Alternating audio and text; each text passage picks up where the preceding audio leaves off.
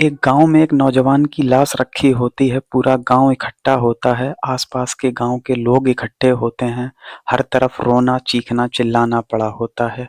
तभी वहाँ एक नौजवान लड़की पहुँचती है, वो बेतहाशा रो रही होती है, चीख रही होती है।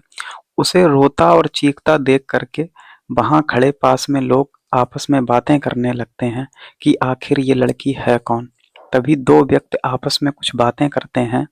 एक व्यक्ति दूसरे को बताता है कि ये लड़की इस मृतक की प्रेमिका है। उसके बाद वो लड़की उस मृतक के पास पहुँचती है, उस लाश के हाथ पर सिंदूर लगाती है, उससे अपनी माँग भर लेती है। उसके बाद वो एक बात कहती है कि इसे मार कर भी लोग हार गए हैं और इससे शादी कर कर मैं जीत गई हूँ। आखिर क्यों की थी उसने उस मृत पड़े शरीर के साथ शादी? आखिर क्या हुआ था उस लड़के के साथ? आइए जानते हैं आज की इस सच्ची कहानी में। आदाब नमस्कार, मैं नाजिम सिद्दीकी आज आपको जो कहानी सुनाने जा रहा हूँ, ये कहानी है महाराष्ट्र की। महाराष्ट्र में एक ज़िला है नांदेड़, वहाँ की ये कहानी है। 2 दोस्त होते हैं, एक का नाम होता है हिमेश ठाकुर और दूसरे का नाम होता है सक्षम गौतम। उसमें से एक अपर कास्ट से होता है हिमेश और सक्षम गौतम जो होता है वो एससी समाज से आता है। इनकी दोस्ती बहुत गहरी होती है, दोनों का एक दूसरे के घर आना-जाना होता है। ऐसे ही जब सक्षम हिमेश के घर जाता था, तो उसकी वहाँ पर किसी से आँखें चार हो जाती हैं। वो आँखें चार होती हैं हिमेश की बहन आँचल ठाकुर से। इसके बाद ये बात धीरे-धीरे आगे बढ़ती रहती है और दोनों एक दूसरे को दिल दे बैठते हैं, फ़ोन पर बातें करने लगते हैं। लगभग साल से 2 साल तक तो किसी को इस बारे में भनक नहीं लगी, लेकिन कहते हैं ना कि इश्क और मुश्क छुपाए नहीं छुपता है। उसके बाद ये बात धीरे-धीरे आँचल के घरवालों को पता लग गई, तो आँचल को समझाया गया कि हमारी बिरादरी अलग-अलग है, उसके साथ शादी नहीं हो सकती है। इधर सक्षम के घरवालों को कोई आपत्ति नहीं थी दोनों के शादी करने से। इसके बाद ये बात जब हिमेश को पता लगती है, आंचल के भाई को, तो वो अपनी बहन पर काफ़ी गुस्सा करता है, साथ ही साथ अपने दोस्त पर भी बहुत गुस्सा करता है और कहता है कि तुमने जिस थाली में खाया है, उसी में छेद कर दिया है। इसके बाद दोनों को समझाया जाता है कि आपस में अब कोई संबंध ना रखो, ना ही फ़ोन से बात करो क्योंकि ये रिश्ता जायज़ है ही नहीं और ना ही हो सकता है। लेकिन उन दोनों के सर पर प्यार का कुछ ऐसा भूत सवार होता है, वो दोनों किसी की नहीं सुनते हैं और अपने ताल्लुकात आगे बढ़ाते रहते हैं।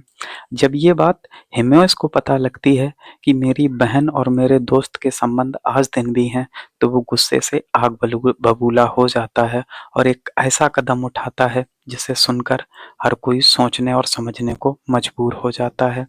वो एक दिन अपने कुछ दोस्तों के साथ अपने दोस्त सक्षम गौतम के पास पहुंच जाता है और उससे कुछ कहासुनी होने लगती है। तो साथ में जो दोस्त होते हैं वो उसे मना कर देते हैं और बात को रफा-दफा कर देते हैं। अब जो सक्षम के दोस्त थे वो तो मौके से चले जाते हैं, लेकिन हिमेश के दोस्त उसके साथ ही बने रहते हैं। इसके बाद इन दोनों के बीच में मार-पिटाई होने लगती है और मार-पिटाई इतनी आगे बढ़ती है कि हिमेश ठाकुर सक्षम गौतम के सर में गोलियाँ मार देता है, जिससे उसकी मौके पर ही मौत हो जाती है। उसके बाद ये सूचना जब सक्षम के घरवालों को मिलती है, तो वो तो मानो पागल से हो जाते हैं। मौके पर पुलिस आती है, उसके बाद पोस्टमार्टम के लिए लाश को भेज दिया जाता है। जब पोस्टमार्टम हो जाता है, उसके बाद सक्षम के घरवालों को सक्षम की बॉडी दे दी जाती है कि अब आप इसका अंतिम संस्कार कर दीजिएगा। उसके बाद पुलिस वाले इधर हिमेश को गिरफ्तार कर लेते हैं, साथ ही साथ उसके 3 दोस्तों को भी गिरफ्तार कर लेते हैं। अब जब ये बात पूरे गाँव में फैलती है, आस-पास के गाँव में पता लगती है कि ऐसे-ऐसे प्यार के चक्कर में एक भाई ने अपने बहन के आशिक के गोली मार दी है, तो हर कोई एक अंतिम बार सक्षम गौतम को देखना चाहता था, उसकी अंतिम यात्रा में शामिल होना चाहता था।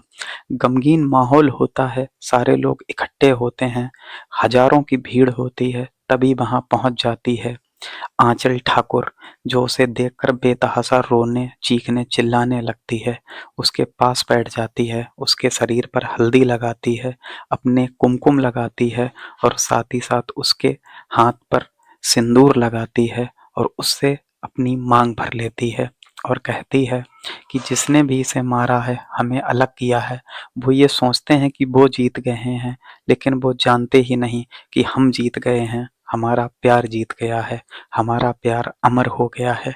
अब मैं कभी किसी के साथ शादी नहीं करूँगी और ताउम्र इसी घर में रहूँगी और अपने सास-ससुर की सेवा करूँगी। आज की कहानी में इतना ही। अपना ख़्याल रखिए, अपने घर के बहन-बेटियों का ख़्याल रखिए। जय हिंद।